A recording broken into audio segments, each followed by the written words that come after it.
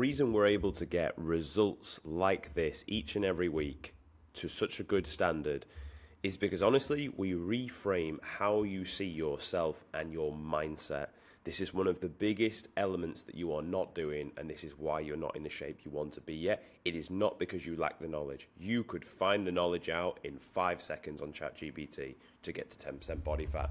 The reason you're not in the shape you want to be is really what goes down between your eyes, and it's your own self-image and it's your own sense of self. We get our guys to fix that first and foremost so they can then believe that they can become this individual. Now, I get a lot of my information from a specific book, which I'm happy to share with you, and it's called Psycho-Cybernetics by Maxwell Maltz, I believe. Great book. Great book. All to do with the psychology and understanding your self-image, the way you see yourself, and you literally act out the way you see yourself. Now, in one of the chapters in the book, there is a guy, good, strong, good-looking geezer, 6'4" or something, like looks like an athlete, well-spoken, and he is dating this woman. His only downfall, and everyone has a downfall, and side note, if you ever go on a date with a woman that's like seems perfect, it's actually nice if she's got like a weird mole in some place, or there's like just something slightly wrong with her. If someone's inch perfect, we don't tend to like it. But if someone's got like a little bit of a deformity, you're like, cool, this is a human being. So anyway, this guy had a big like lip. It was like a weird overhanging lip, and he used to hate it. And he was dating this woman, which he didn't know at the time. This woman was a gold digger and was just literally with him because he had all this money. And she said she would never marry him, obviously, because of his lip. So what he did was he went to see this plastic surgeon. The guy who writes the book is a plastic surgeon and has been around that, and it goes into the detail of that inside the book. But the surgeon does a little experiment. He's like, I'm gonna fix this for you. I'm gonna do it for a very like cheap fee, but I want you to go back and tell this woman you've spent your last penny, like all your money, getting this fixed, and I just want to see the outcome and the reaction. So he does this, gets it fixed. Feels great, goes back to her, look, oh yeah, I got this fixed, oh yeah, now we can get married. Oh, but I spent all my money doing it. And she's like, thinking like, well, she said, you know, the money doesn't matter, and it basically just means that once I've got the lip fixed, we can get married. So he's thinking of that, goes to see this woman, tells her, she's like, you stupid idiot, why would you spend all your money on this? I would never marry you now because you've got no money. Blah, blah. And her true colours came to fruition.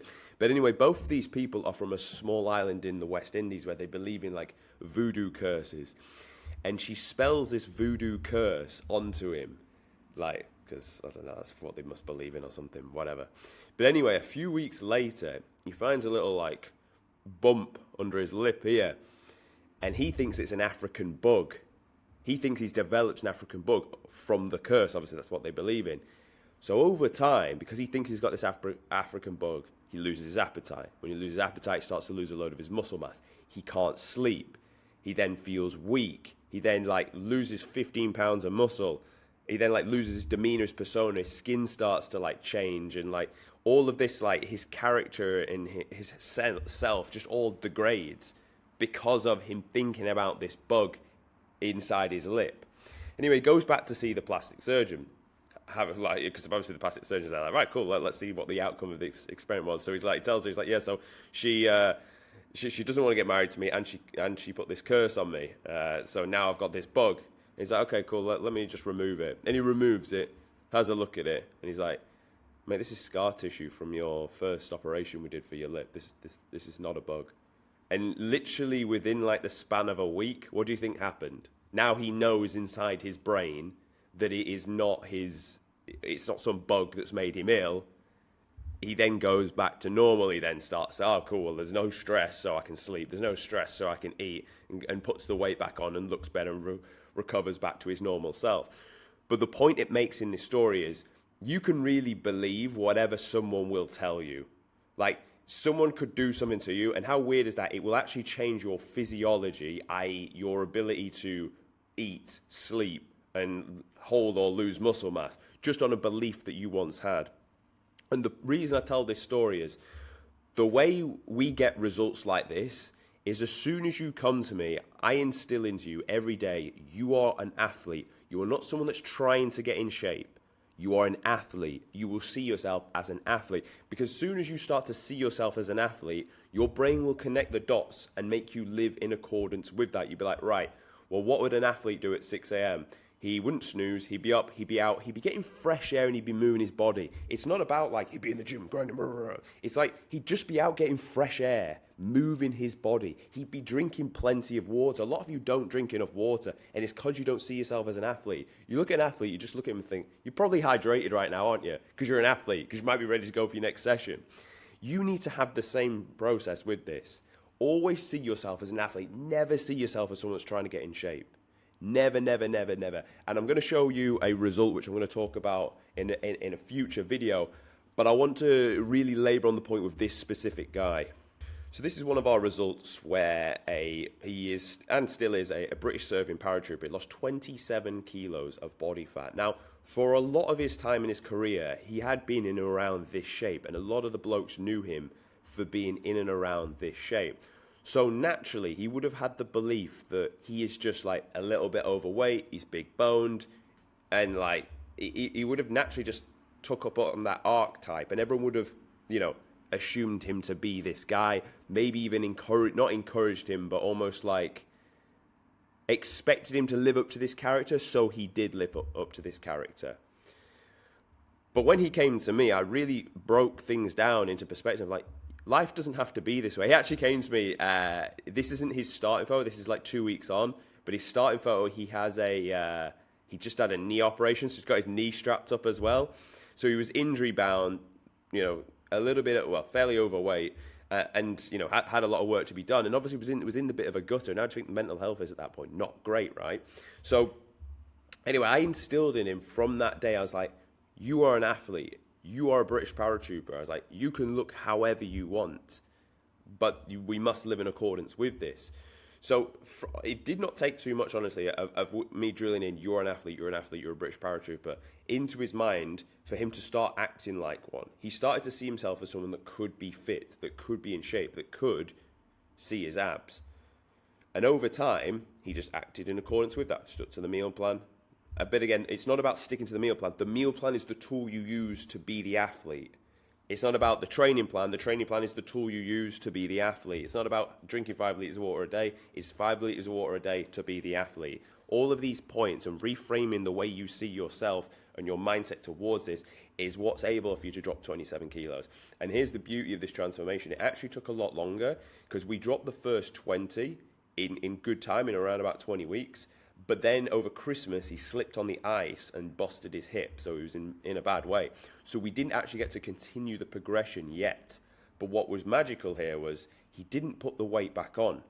He was able to hold the frame of losing 20 kilos for a good 3 months. It wasn't until March that we started to go again. So for a good 3-month period, we were able to hold the weight off, even though all we could really do was a bit of steps, but manage nutrition, and managing his ability to eat like an athlete was how he actually stayed in shape. And I found that really great to see, because I was like, he'll never go back to being this guy. He doesn't see himself as that guy anymore.